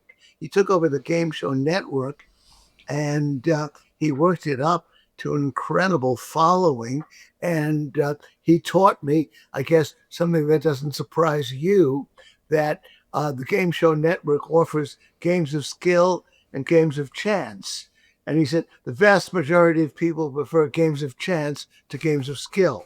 So he worked that up to an incredibly successful company, walked away with a fortune of money, and now he's got a reputation among venture capitalists. So he's raised a lot of money to start something called Sesame Care, where the prices are up front, and he's trying to replace the medical care system. Well, you got me off that topic, but I thought he was especially effective in making his arguments because he's a rock-ribbed businessman, and and the people he took on were quite worthy opponents. So it was a memorable evening. Uh, and well, to think of a few others, maybe that's a couple of examples that are Oh no, sufficient. that's Now, getting to my debates, okay. Okay. I just want to segue into one of my hobby horses, Go ahead. which is that uh, on uh, on two issues in particular. I one of them, of course, being worker ownership. Of course, I like to emphasize that uh, more than a majority of consumer spending is done by the lower 90%. The lower 90% has many trillions of dollars worth of wealth. Mondragon, the so-called worker-owned company, I'm not even sure it is really worker in Spain, that the socialists keep touting, was started in a much poorer capitalist country. So, of course, my standard argument and against many is that you can already get done what you want done, but without violating anybody's freedom, but just forming your own worker-owned companies. But because the proletariat just isn't interested, the Marxist playbook never works. You want to do it via government. That's what I pointed out to all of them, including Richard Wolff. He wants government to intervene. You want the top-down solution, which is going to lead us on the road to hell. Why not do it from the bottom up, the way Marx thought it could happen? But that also applies to Orrin Cass and those others who want us to buy American. Why not just respect our right to buy from whoever you want? But as I perhaps you've heard me say, uh, my father, along with almost every other Jew, uh, uh, in the 20 years after World War II, they would not buy German cars. There was never even an organized plan to boycott German cars. It was just this silent boycott. And then my father read David Halberstam's book, I don't know if you know, about how the U.S. was losing out to foreigners, and then he would only buy American brands. And why do I make that point? My point is that if you really think that it's terrible for us to buy from through Walmart from Chinese made buy Chinese made goods imported from abroad, form your own website called Buy American. Don't violate our rights. There are lots of people who might join you. And so my point is that, again, the market economy offers a solution to the problem. I had mentioned amazingly that Russ Roberts, you've heard him, Russell Roberts, Of course, yeah. started one of the early podcasts, Econ Talk. Amazingly, he told Nick Gillespie in a recent podcast that he no longer believed in gains from trade, from foreign trade, because look what it does to communities. You know, it destroys jobs, and and so I said, as a matter of fact, this was in my debate with Bob Murphy, which you attended, that, well, again, Russ Roberts should just again organize a buy American policy if we're supposed to be so worried about the jobs that it destroys.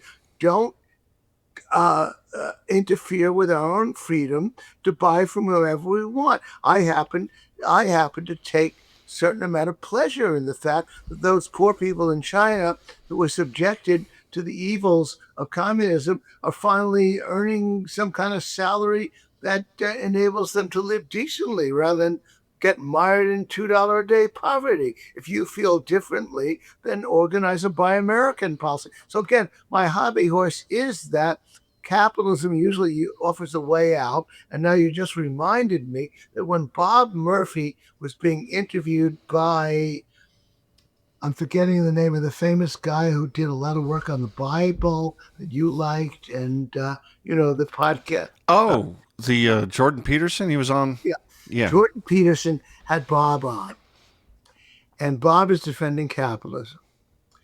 And Jordan Peterson says, well, look, you've converted me. I've got to be a capitalist. But I guess the real problem is that you guys just can't offer, we capitalists, we just can't offer anybody any idea about, bringing about something that's really exciting in life, some kind of real improvement or alteration in human existence. So you're just mired in the market economy.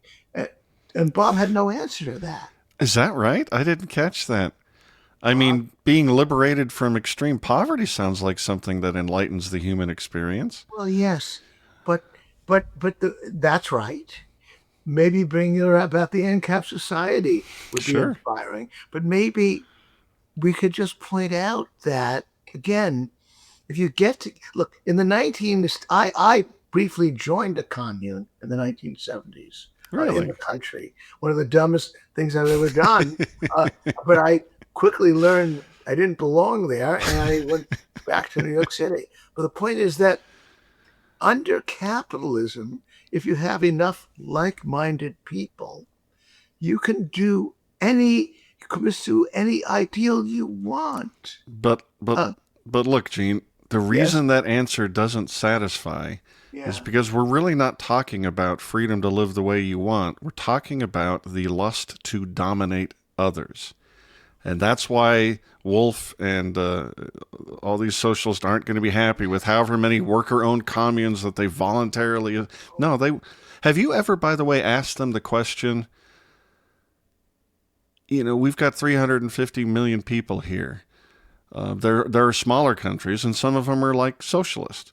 Is there any reason why all 350 or all of one country have to be socialist for socialism to work? Can't you just go off with? I mean, there's how many progressives are there in this country? Can't you just go off and do your socialism thing and leave the rest of us alone? But no, they always So, want to dominate us. yes, okay. I'm not, you might have forgotten something that, well, actually, it came up with my debate with Ben Burgess, the other socialist. And they're coming out with a book, by the way, called Blueprint. He and two others, Pascal Sincaro and a third guy from Australia, Blueprint, How Socialism Can Work. But anyway, uh, do you know that to a man, if you ask them, uh, you want to bring about by a government worker owned companies. But what if I and others prefer to work for a conventionally structured company? Yeah. That's because I said, look, I worked for News Corp Dow Jones, and I did not want to take on the headaches of running the company. I just wanted to write my column and publish my book reviews. I didn't want to have to go to meetings. What if people form conventionally structured companies? And the answer on the part of all of them is that anybody who's in charge of such a company is going to end up in prison. They'll be put on warning. Please shut this down. Ben, being a very delicate nature type, pointed out that it's not like we're eager to put these people in the cage. We won't arrest the workers, but we will arrest anybody who's in charge of a conventionally structured company. We won't allow that to happen, even if people flock to it. Well, Uh, that's so telling, isn't it? yes, that's telling. But I wanted to go back to absolutely telling. So you're more right than you know, so to speak, in that sense, because it's appalling. I said, you really what do you got to fear? You really are afraid that Yeah. that people like me are going to decide that we don't want to go. Don't want to go to all those meetings. So Ben Burgess said to me, well, you don't have to go to the meetings. It's not, but you just can't work for a company that's conventionally structured, where some other people take on the headaches and risks of running the company. That we can't allow. And I guess Ben, you must be fearful then that that your dream is just going to blow up because everybody's going to want to gravitate and make that choice. I would make that choice. I said, I already belong to co-ops, and those places are madhouses. I would rather live in a landlord building. By the way, but that aside, I want to just return to the point of that Bob really blew it. Just you can tell him from me, and maybe you just want to say, I don't want to have anything to do with you anymore, Bob, because of what you did through the sin of omission. That Jordan Peterson is saying, well, okay, look, you persuaded me, capitalism works better, but the problem is there's nothing inspiring about it. And that's what Jordan Peterson said, and Bob tolerated that.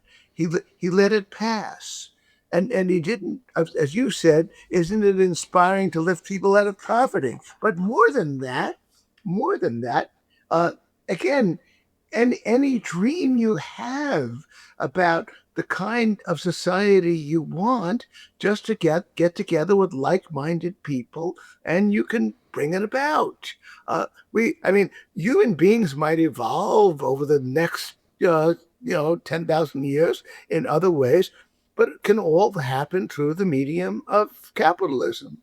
And so, of course, the pursuit of the ideal, if that's your passion, is all the more possible under capitalism, and that's where Bob blew it all together in front of Jordan Peterson, and so that should be on Bob's conscience. And let's see, I guess I've run out of cards and things. So what else was I going to say? Oh yeah, yeah. I have a question. Oh yeah. First of all, that's a withering critique, but I'm going to forgive Bob because he's a great guy and he wrote Choice and he I wrote forgive Chaos him. Theory. I would forgive him for even worse. I love I it in uh, front of the guy. God, yes. I want to go back briefly to your Soho Forum because one of the most amazing things you do, besides just put on these great debates, you also invite everybody over to your house for an after party, and that is awesome and insane. And I have to ask you, like, what's the most interesting or horrifying thing that's ever happened because you're doing that? Well, yeah. Look, uh, you should be, of course, be interviewing my wife. She's the one really Yes, knows. yes, And I should. again, uh, you're, you know, I've got a woman who was raised in Tokyo, and by the way, her ticket out was to become a Pan Am stewardess. And Oh wow. that's because in the days of price controls, what they really were selling on those on us on Pan Am was was female cheesecake, and she was chosen from among 3,000 Japanese women. Uh, Six were chosen, and she was one of those chosen. And the story I like to tell is that she showed up. She had four interviews for the job, and she showed up late for two of them. So I dream the hiring committee meets and one of the guys says, "Isn't punctuality kind of important on this job? The plane's going to be stuck on the tarmac, and this person can't even show up on time for an interview." And all the other guys say, "What kind of idiot are you? Do you think that those horny businessmen are going to care if the plane is delayed for an hour once they get a look at her?" So that's what they were selling in those days, and that was the way she became cosmopolitan. She lived in Honolulu, and then she moved to New York and became an artist. She bought a building. She owns a co-op. She owns a loft apartment. But part of my problem is that after everybody leaves at around 11:30, and I jokingly tell people, please take it to an all night bar. By the way, what makes it good is that we have plenty of chairs and couches. It's not, that's why they stick around. You don't have to stand the whole time. Uh, and the fact that she's on the floor at midnight along with all the Japanese illegals who are helping her out, cleaning the floor because 100 libertarians come to a party, and then we ask if it's five or six, you got to take off your shoes, of course. But imagine 100 libertarians looking for their shoes. Yeah.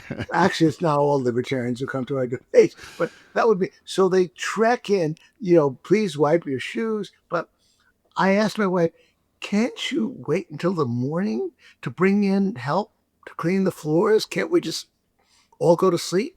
She cannot go to sleep with a dirty floor. No, So I that's what believe I it. have to suffer. The sight I go to sleep at around 11:30, and my wife is on the floor helping them all clean the floors because she can't go to sleep with dirty floors. So if you want to talk about what I sacrifice, then that's probably the worst of it. But uh, my wife, we lucked out. The hall is only 2 blocks away, and my wife actually, with a good part of her, enjoys putting spending 3 days buying food, putting out good food. She loves part of her hobby is catering, so that gives her pleasure. But she works like a slave. She won't delegate. She's a, I guess it's just inherent to being Japanese. She's got to work alongside all the Japanese help. I said, hire 5 more people. Why can't you just relax? So that's the problem. But then the additional problem is this: you're supposed to spend $10 for the party, uh, and we actually cap it at 70 people. But but I can't put ticket takers at the door. Yeah. We have ticket takers at the door for the event itself, but we get a whole bunch of gate crashers.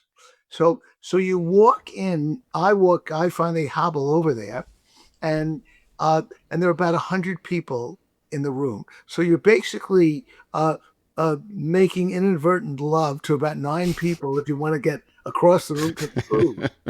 And a young man who told me, he said, I he could look, I can't take it. It's too mobbed. I said, well, it does thin out by 9 or 10 o'clock. Some people start to go home. It does become more manageable. And he said, no, I'm not going to go there. I said, you were reminding me of the Yogi Berra line. Nobody goes there anymore. It's too crowded. Too crowded. So we get this absolute mob, and yet they're all happy and talking, uh, and it's of course one of the favorite parts of my evening, because I meet uh, a lot of people who came from out of town or came from foreign countries. Even though I forgive you for not letting me come in from Las Vegas, you've got. As you said, you're living off your nest egg. It could be a budget buster, so I don't care. But the point is that, indeed, as I keep telling my wife, you're about half the reason why our Soho Forum is successful. I do announce at every Soho Forum that this is our second mission, not just to have debates of interest, hopefully to the larger community, not just the libertarians, but to form a community, to have Yes. people come together. As I put it often, when I see a bunch of people talking convivially at a bar and I approach them, I get the usual anxiety attack. Will I fit in? Will I be snubbed? How am I going to socialize with them? Well, I said, at our parties, you can start talking about the debate. You can start talking to the debaters. That will be the way to break the ice. Most recently, I ran into a couple who were romantically involved who said they met and fell in love at one of our after parties. That's That great. gave me pleasure for days. That's Uh, great. so the other part of it that I especially like is that we're flooded with young people. There are lots of older people who come, but many of the older people, they came in from New Jersey. They can't stay up until 11 and then schlep home. So it's disproportionately younger people, and it's we have a whole lot of friends we've made, my wife and I, from these younger people who come, and it as I often point out, I've got a very skewed sample of how younger people are doing in this economy, because I guess it's all a bunch of bright people. Right. And I ask them, and what do you do? And what do you do? And I get so many young people who they're almost to a man, they're pulling down 6-figure salaries in New York. Uh, Yep. they're in marketing or in software or in this or that. And often they don't have any advanced degree. They've got a degree first or a second or third. I know how they do it. So I said, I'm getting the impression that younger people are doing better than ever, even though I know that the data don't quite bear that out. So I get elated for that reason, but also, as I say, uh, it's the part that I enjoy the most, and I stay up way past my bedtime with them. Uh, and I always find there are about 20 remaining at 11 to 11:30, and of course they remain because there are couches, there are chairs, They don't have to stand up the whole time. And that's when I jokingly say, please take it to an all-night bar. So it does. Uh, I, it continues to be almost as important as the debate itself. But I Absolutely. wish those gate. Oh, the other thing I always tell the inevitable gate crashers at the Soho Forum meeting itself. If you haven't paid your $10, please be suffused by guilt in the morning. Go into our website, hit the donate button, and donate at least $20. It is. Unfortunately, we don't get a flood of donations the day after. So I guess I should hold it against all those gate crashers. But there's nothing much we can do about it. As I say, the only painful thing, part of it for me, is seeing my wife work like a slave and seeing her on the floor, wiping the floor at midnight, and I can't stop her because she's Japanese. It's so great that you do that, and your Yeah, and wife is by the way, there amazing. are some people, by the way, who if they miss the debate, they come to the party. So there are two. Did But did no, I ever tell you that Jennifer and I spent one Christmas with Hisako? um, wish you with another.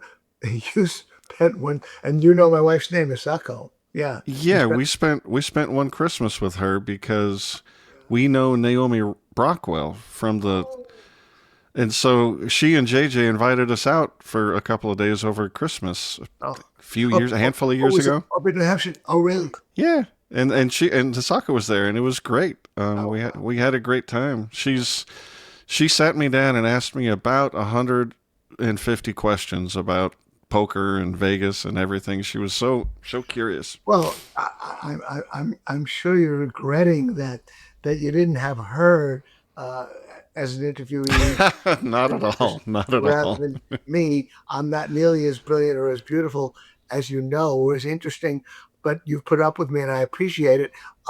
That of course could easily have happened. I completely believe that story. That's great. And uh, uh, she often doesn't. I'm going to remind her of that. She has endowed me with two wonderful stepkids. I call them my sons, JJ and Naomi. I actually introduced Naomi to JJ. That's JJ awesome. uh, does attribute to me the credit for having turned him into a libertarian, even though it took about 2 or 3 hours to do. He was quite quite open to libertarianism, and they are both ANCAPs that both gone way beyond me. I introduced the two of them to each other, and so I take credit for that. I myself have my son is he's like third in command at Reason. He is a libertarian. He may even be an ANCAP, so I'm very proud of him. I'm sort of one for two, just like Sacco is. Sacco says she's not a libertarian, but about her, I could say some of us have to learn it from books. For some of us, it's just natural. She could not endure her arranged marriage to a very successful Japanese guy whom she actually recently saw. That was her first marriage. She gave him a lot of grief, and he had to give her a divorce. He had the power over her in those days to whether or not to give her a divorce, uh, Yeah. because in those days, in particular, Japanese society would not have allowed a Japanese woman to own a building or to become an artist. So she was just a natural libertarian, even though, of course, she'll tell you, I am an artist. I am not a libertarian. She's an artist. She's a natural libertarian more than I ever was, for sure. And uh, I'm crazy about my stepdaughter, even though she's a progressive. I'm crazy about my birth daughter, even though she's a progressive. You do learn, as I tried to teach Dave Smith, who's got two kids, and of course Tom Woods is off the charts with five daughters and now a son. uh, you're going to have to learn how to love your kids unconditionally. Although, come to think of it, you'll just have to realize that you do love your kids unconditionally, Yeah. even though they might turn out to be progressives. Uh, and you may not be able to convert them. And I said, Tom, in particular, in your case, with 5 daughters, they may come under other influences. So be prepared for it. I had to be. And uh, it's really not that much of a problem. We'll see how Dave Smith makes out with his 2 kids. Uh, Yes, yes, uh, we will. yeah, yeah. Gene, Oh, I but I'm want not to through. Come to think of it, that's right. I wanted to mention one other thing. go ahead. Go right Yeah. ahead. Um, you were talking money, and here too, I might be, as Tom put it, putting the umlaut over your letter and holding your feet or fought to the fire in a way that I shouldn't have. I'm not sure that. Yeah, this is with you and Bob, I guess, and you were. Let's see, who were you dealing with at that time? Anyway, not important, but. Uh, oh, yeah. You guys were. Oh, that's right. You were quoting Art Laffer. Oh, yeah, that's right. You were quoting Art Laffer. Yeah. I had Art Laffer, by the way, as as a debater. He was coming out for Trump, and of course, he's an overwhelmingly charming guy, filled with every. I'll tell you another funny story about Art is that he went to Stanford. I guess he was in the business school and then he was in economics. Anyway, he was a friend of my older brother's. And this goes back, this is like back in 1963. And I'm talking about, and I said, are you telling me you remember my brother? And Art said, yes. His name was Mel Epstein and he was a redhead. I said, yeah, you do remember my brother. Yeah. But uh, the other part of it is that Bob once confessed that he got a job with Art Laffer and that he started to goof off on the job. You know, I did not he know started to that. spend a lot of time with Mises. And so Art was being very convivial. Art was making the usual deprecating joke. He's about 5'4", and he said, "I'm just as tall, of course, standing up as I am sitting down." He said, "So I'm anyway," and he was coming out for Trump. Uh, but uh, anyway, so then I said, Bob told me that he really felt bad. Bob Murphy, he felt bad. He worked with you for a while, but then he started to goof off and do work for the Mises Institute. And Art suddenly darkened and said, yeah, that was pretty bad behavior. Oh You no. tell Bob that. Suddenly he lost a sense of humor. He remembered that, and I'm not sure he's going to forgive Bob. So we've embarrassed Bob totally. That's the worst I I could. feel terrible. Yeah, you've been trashing my partner. What's going I on still here? love the guy, but anyway, but and admire the guy. But oh no no no, you were that's right. You were talking about the potential balkanization of money.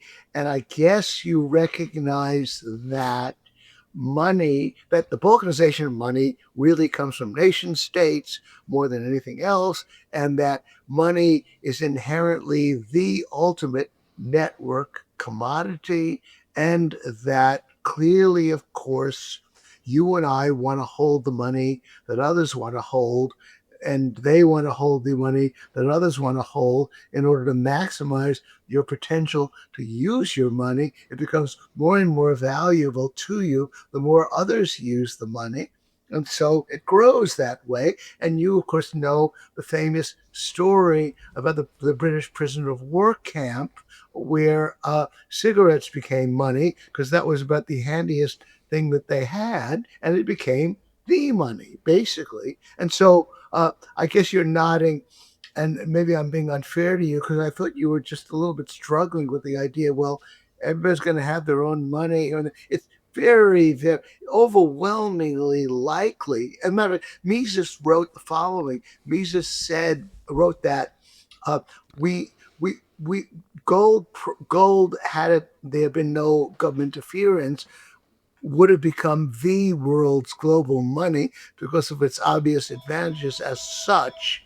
But Mises also said that maybe there would have been a bimetallic system, maybe silver as well, because silver was never given a chance, but never more than two monies. So I guess I'm being unfair to you in the sense that you were almost implying at one point that there would be excessive balkanization, when in fact, of course, the balkanization comes from the nation states, uh, and that really we would almost inevitably have one global money because in a global economy, of course, that would be the natural inherent advantage that Yeah, we I exploit. agree with what you're saying, and I Yeah. don't remember my remark. I might Yeah. have used the wrong word, and I might have been talking about a short period where some sort of Hayekian system of competing currencies might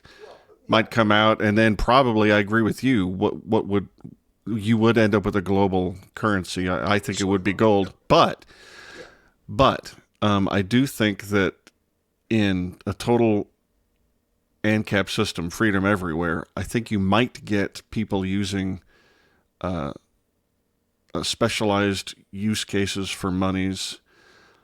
And I don't know what that would look like. Like maybe a token in an online gambling system, where they convert from Oh well, I mean, you got chips at the casino, as you know. something like that. Yeah, Well, but okay, that's but I think you're right that the economic pressures would lead to one global money if oh all governments just took their thumb off the scale. I do think yeah, that's true. oh, okay. Well, then that was really my only point.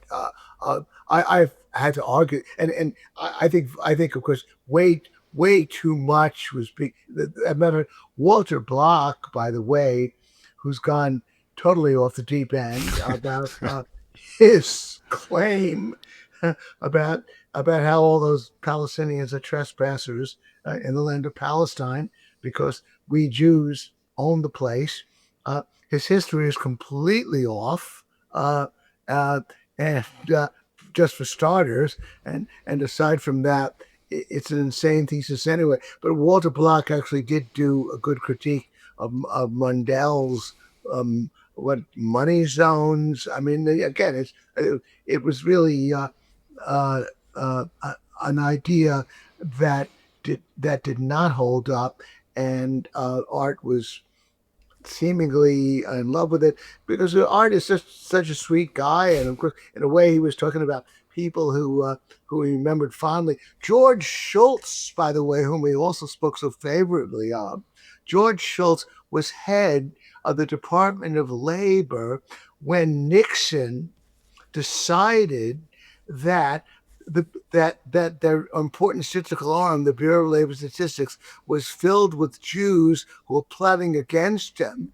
Through Schultz, he commissioned a list of all the Jews at the Bureau of Labor Statistics. They came up with 13 Jews, one of whom was chief statistician and the other was chief economist of the Bureau of Labor Statistics. They both got fired, and this guy Goldstein, who was the one who was putting out numbers that Nixon hated, got furloughed. And this happened on George Shultz's watch. Oh Uh, wow. and I've been the one who researched that's in the Nixon tapes about the Jewish plot at the Bureau of Labor Statistics. And then I also found the records about those people who had been fired uh, uh, independently because he felt there was a Jewish plot against him, and Schultz was directly involved with that. Apart from the fact that Schultz was pretty much involved with U.S. foreign policy, but then again, of course, Art has his own opinions about that as well. So I just wanted to, strike back at poor sweet Art for loving George Schultz, who'd been such an accomplice in this anti-Semitism that Nixon was guilty of at the time. That was the only time, by the way, on the record ever that a statistical agency of government was ever really directly harassed. I think the statistical agencies have some. Now, I berated Bob Murphy about a year ago for getting some numbers wrong. But Bob and I are in the same camp in the sense that we do see some value in government numbers, but I tried to correct Bob a little bit about some of the numbers that are actual garbage. It's a mixed bag. But Bob, of course, in writing, in doing Contra Krugman with Tom Woods and writing that book, had a good feel for the numbers and some respect for them, so that Bob and I are more or less on the same page in that sense. We're not, the word statistics comes from the word state, so it is pretty helpful, hateful rather, but we are not of the camp that says that those numbers are complete nonsense. They are of some value, and Bob has used them intelligently, just as I have. But I did come down on him. This is that session where he said, Gene Epstein takes me to the woodshed. And he had to agree with me on virtually every point. I don't know if you ever listened to that one. I did. You should. In any case, that was the worst anti-Semitism that ever came. And even though you've got the last name Haman, you've got nothing against Jews. You only have something against Zionists. I hope you do. And many Zionists are not even Jews. I'd never heard that story about Nixon and the BLS. And I don't know, Gene, if you Jews would just do a better job putting movies out and do a better job controlling the weather, I don't think people like Haman would give you any trouble. Yeah, Dave Smith told a good joke about this Hollywood actor complains in public that Hollywood is controlled by Jews. So he has to apologize for his remark. He appears before a group of rabbis and apologizes. And the head rabbi says, okay, we forgive you. Now we'll let you go back to work. Gene, this is a record on Haman Nature. We've hit the 2-hour mark. I want to thank you so much for your time and your wisdom and your conviviality. No, I'm kidding. I will happily have you on again any old time. You are just the best. All right. Okay. Now, for you, I want to leave you with a little bit of advice. Well, please. I don't know. Think about, if you are someone who feels that debating is something that you could do, and if you feel that there are topics of interest, then I would consider it. I just have the feeling that you don't have the sweet nature that Bob Murphy suffers from. You are prepared to be merciless, although friendly and courteous to your debate opponents, but give them no mercy when you feel you need to, because you must have been a ferocious poker player. So this could be something you might want to do. And I want to see you flourish. I want to see your podcast do well. Of course, look, your bad luck is that you went into podcasting very late in the day when it's flooded with competition. It is. Dave Smith and Tom Woods started years ago, so they had many years with which to build a following. And so you are working with that disadvantage. But for anyone listening to this, I do want to say to all of you that Adam Haman, not just when he teams up with others, but when he just does his own podcast, he's got a certain wit, style, and insight that gives me pleasure. And in a way, that's almost the bottom line. Do I want to get some pleasure, aside from some intellectual nourishment, from listening to a podcast? And Adam Haman does offer that. And so I do recommend your podcast to anybody who happens to be listening to this one. You magnificent fellow, you. Thank you so much for that. And thank you, ladies and gentlemen. We'll see you next time on Haman Nature. Bye-bye.